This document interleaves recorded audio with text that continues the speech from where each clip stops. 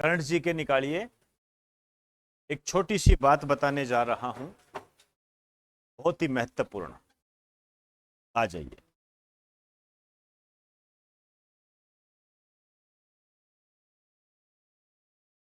लिख दीजिए भारत मंडपम। इसको लगा दीजिए मोस्ट इंपोर्टेंट। भारत मंडपम। ठीक है। सबसे पहली बात तो है क्या ये, मैं जैसे ही नाम लिखाऊंगा आप समझ जाओगे कि इसका क्या इस्तेमाल होगा। क्या है ये? अंतरराष्ट्रीय प्रदर्शनी सह सम्मेलन केंद्र।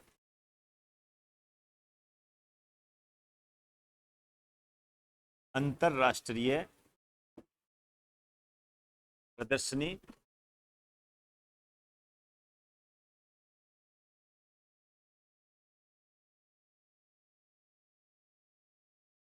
सह सम्मेलन केंद्र। नाम पढ़ो और काम पर ध्यान दो।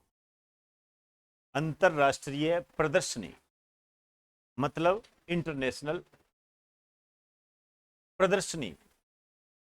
सह सम्मेलन, सह मतलब संयुक्त। किस चीज की प्रदर्शनी की जाएगी? विभिन्न प्रकार के, जैसे आपने देखा होगा वस्तुओं की प्रदर्शनी, या यहां पर सम्मेलन आयोजित किए जाएंगे। ठीक है। बाहर से लोग आएंगे, यहां के भी सम्मेलन आयोजित किए इकट्ठा। एक सिंपल सी बात कर रहा हूं, व्यापार से संबंधित। ऐसा नहीं है, अन्य राजनीतिक घटनाक्रम भी घटेंगे यहां पर, लेकिन पर्टिकुलरली जो है ये व्यापार से संबंधित ज्यादा है। विभिन्न प्रकार की प्रदर्शनियों का आयोजन किया जाएगा। आप जयपुर में भी देखते हो तरह तरह की प्रदर्शनियां होती है ना, खाने पीने की अलग होती है, वैसी होती है। तो यहां पर प्रदर्शनियां, तो इससे क्या होगा? व्यापार का केंद्र है। तो क्या मैं ये कह सकता हूं कि इससे रोजगार बढ़ेंगे? आप इस चीजों पर ध्यान दीजिए। ठीक है ना, फायदा क्या होगा? तो विभिन्न प्रकार की अंतरराष्ट्रीय प्रदर्शनियों का जो आयोजन है एक ही स्थान पर होगा, एक ही स्थान पर। ठीक है। तो प्रदर्शनियां व्यापार से संबंधित, व्यापार को बढ़ावा मिलेगा, रोजगार मिलेंगे। अब इसका जो उद्घाटन किया गया है, इसका जो उद्घाटन किया गया है, ये किया गया है प्रगति मैदान में, नई दिल्ली। यहां पर किया गया है। और थोड़ा सा ज़्यादा ही हाईलाइट हो रहा है, इस कारण से इसकी डेट भी आप याद रखो। तो कल डेट क्या थी? 26 जुलाई 2023 को। आप जानते हो, चलते चलते ये भी बता देता हूं, 26 जुलाई को कारगिल दिवस मनाया जाता है। ये जो कारगिल युद्ध है, इसमें शहीद हुए थे लोग, हमारे नौजवान। 60 दिनों तक चला था।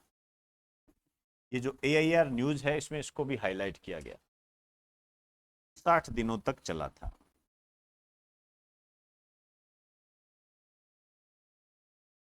अंतरराष्ट्रीय प्रदर्शनी सह सम्मेलन केंद्र, ये महत्वपूर्ण है, ध्यान रखना।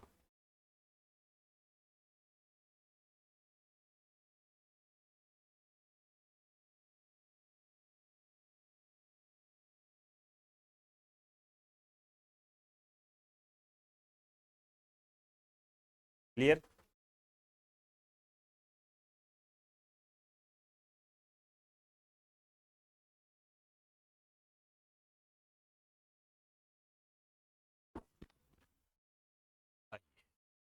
भारत मंडपम, इसका जो आकार है ये शंख के समान है, शंख के समान है। और इसमें जो लागत आई है ये है लगभग 2700 करोड़ की, लगभग 2700 करोड़ की लागत आई है।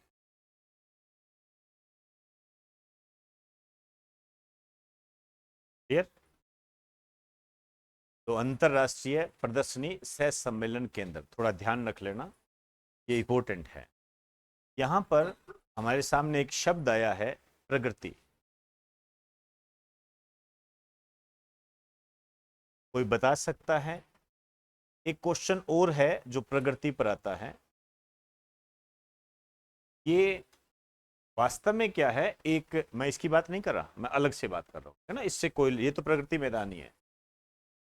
ये जो प्रगति है ये इलेक्ट्रिक फॉर्म है, इलेक्ट्रॉनिक फॉर्म है, जिससे प्रधानमंत्री किसी भी राज्य से, कहीं भी, किसी से भी, कोई कलेक्टरों से बात करनी है उससे बात कर सकते। ठीक है, तो इसमें लिख दीजिए, यह भारत सरकार का एक इलेक्ट्रॉनिक फॉर्म है। यह भारत सरकार का एक इलेक्ट्रॉनिक फॉर्म है जिसके माध्यम से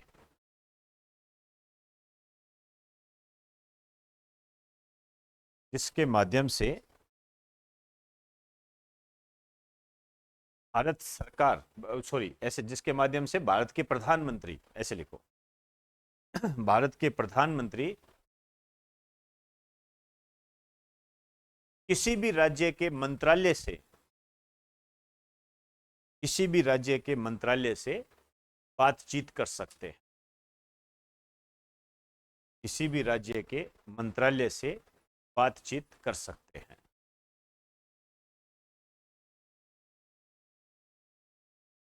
राज्य के मंत्रालय से बातचीत कर सकते। ठीक, ये है। अभी इसके बारे में इतनी ही बात है, बस ट्रेड से संबंधित है, ये किया गया है, और यहाँ पर विभिन्न प्रकार की इंटरनेशनल प्रदर्शनियों का आयोजन किया जाएगा। इसी तरीके से एक पोर्शन और है मेरे पास, हालांकि आप उसके बारे में जानते हो, हैदराबाद हाउस।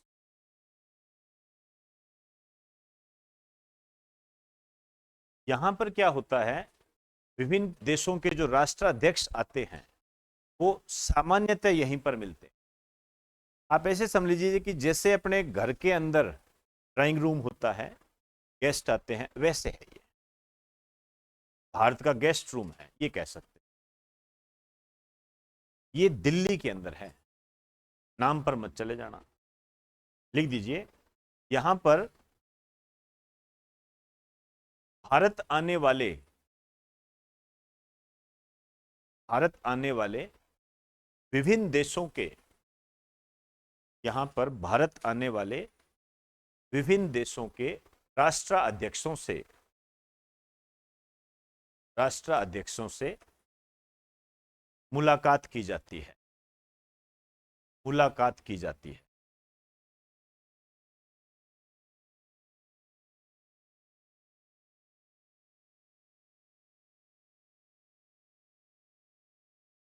नई दिल्ली, नई दिल्ली के अंदर आई। क्लियर होगी बात सारी? अब देखो, कुछ और भी बातें हैं मैं लेकर आऊंगा, अभी मैंने आपको ये बता दिया, इसमें भी कोई ऐड करना हुआ तो कर लेंगे अपने। एक शब्द पे आपको गौर करना है, ओपेनहाइमर। ये बहुत महत्वपूर्ण है, बहुत महत्वपूर्ण है। ये फिल्म है जो विवादित है, आगे चलकर हम बात करेंगे ये किस पर बेस्ड है, इसके निर्देशक कौन है, इस पर ध्यान रखना है। अभी एसएससी के अंदर एक पेपर आया, उसके अंदर एक क्वेश्चन आया, RRR के निर्माता निर्देशक कौन, आया था ना? ठीक है ना? क्यों आया? सबसे ज्यादा कमाई की थी इसने। ठीक है, क्या नाटू नाटू पर क्वेश्चन नहीं आया? आपको नहीं कराया, और जहां मैंने करवाया था वहां मैंने ये लगवाया था कि नहीं लगवाया था? और मैंने इन फिल्मों के बारे में जब आपको बताया था, ये केरला स्टोरी, ठीक है, कश्मीर फाइल, समझे ना बात को? अब ये आ गई, तो आप जोड़कर देख लो इससे। सिलेक्टेड चीजें पढ़िए, तरीके से पढ़िए, तब होता है जी सिलेक्शन। आपको लगता है कि सारा ही पढ़ने से होता है, तो कर लीजिए अपने हिसाब से, कोई दिक्कत नहीं है। मैंने आपको विद प्रूफ बता दिया कि ये क्यों इंपॉर्टेंट है, लेकिन समय आने पर साथ साथ करेंगे, तरीके से करेंगे, ऐसे नहीं कि चले हाथ ही कर दिया, ऐसे नहीं चलेगा। बहुत सारे टॉपिक है, बचे हुए हैं, अभी क्या है, थोड़ा सा सिलेबस को दिशा दे रहे हैं अपने, इस कारण से रुके हुए हैं। मटेरियल सारा है, एक दिन सारा आ जाएगा। और वैसे भी आपको समय समय पर दिया ही जा रहा है। ट्विटर के बारे में बता दिया, एक योजना के बारे में बता दिया, इससे पहले फ्रेंच ओपन वो टेनिस की सारी बात कर ली थी हमने। अब आपने उसको लिखा है नहीं लिखा ये तो आप पर डिपेंड है। बायोडाइवर्सिटी के संबंध में जो नए अपडेट थे वो बता दिए थे। सारे समय समय पर सब चलता आ रहा है, ऐसा कुछ नहीं है, लेकिन इन पर नजर रखें। ओपेनहाइमर, क्लियर होगी बात सारी। मैंने कल ये क्वेश्चन डाला था ओपेनहाइमर क्या है, उसे मैंने एक चौथा ऑप्शन दिया, फ्रांस के द्वारा प्रधानमंत्री नरेंद्र मोदी को दिया गया नाम। टूट पड़े लोग, देखो परसेंटेज। मैं इसलिए नहीं कह रहा आपको, आप इसको इस वे से मत लिया करो, मेरी बात को समझने का प्रयास करो। आप ये समझो कि हम अपने कंपटीटर से कितना आगे हैं। आप मेरी बात पर गौर करें, आप अपनी समझ को देखो कि आपकी समझ कहां जा रही है और अन्य स्टूडेंट की समझ कहां जा रही है, आप उस पर गौर करें। इसी कारण से मैंने ये ऑप्शन दिया था। और आपको ये नहीं दे मजे नहीं लेने उसके। आप देखिए, अच्छा इतने परसेंटेज लोग इतनी बड़ी मूर्खता वाला काम भी करते हैं क्या? इसका मतलब ऐसा तो मैं हुई नहीं तो इतने परसेंटेज तो मैं कंपटीशन से आगे आ गया। इसको कॉन्फिडेंस के रूप में लीजिए। हम टीचर हैं, हम चीजों को जो डालते हैं ना, कोई भी आपको समझाते हैं, हर बात का अपना एक अर्थ होता है। चाहे कोई भी टीचर हो, उसका अर्थ होता है, उसको मुंह चक्के नहीं डाली जाती। तो उसका अर्थ ये था कि आपके दिमाग में ये आए कि आप अपने कंपटीटर से कितना आगे हो। अब ऑब्वियसली बात है, जो बच्चे पढ़ते हैं उनके दिमाग में ये तो आया था कि यार ये कौन बेवकूफ है रे, आता है ना ऐसा दिमाग में। समझ रहे होंगे आप। 100 बच्चे बैठे, इसका मतलब भैया 30 तो बेवकूफ ही है, इससे तो मेरा कंपटीशन ही नहीं है। कि जिन्होंने ये ऑप्शन टिक कर दिया वो तो है ही क्या। और फिर आपने देखा, मैंने जब वो ट्विटर का नाम दिया था, मैंने मैक्सा लिखा, ठीक है, आधे तो उसको मेटा समझ के टूट पड़े। फेसबुक का नया नाम, ये जल्दबाजी होती, इसको जल्दबाजी होता ना। और ट्विटर का और मेटा, चल पता ही नहीं, आजकल का अखबार ही नहीं पढ़ा उसने। मेटा को जानता था क्योंकि वो क्वेश्चन आया हुआ है, तो वो जल्दबाजी होती है। तो यहां से दो बातें निकलती है, एक तो अपने कॉन्फिडेंस को मजबूत रखिए, कंपटीशन आपसे बढ़कर नहीं है, बस आप परत दर परत ऊपर चलते जाइए, परत दर परत ऊपर चलते जाइए। और जो आपको लगता है कि ये मेरा कंपटीशन में नहीं है, उसको कॉन्फिडेंस में लीजिए।